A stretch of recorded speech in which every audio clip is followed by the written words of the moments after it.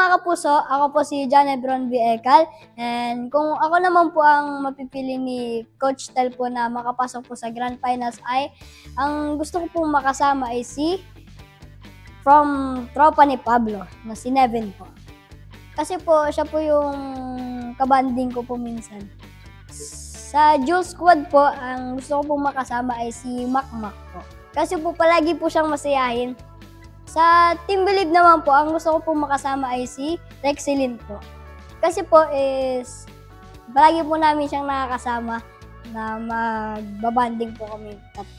Again, this is Bron from Stylebound. Supportan niyo po mga kapuso sa semifinals po. Salamat po!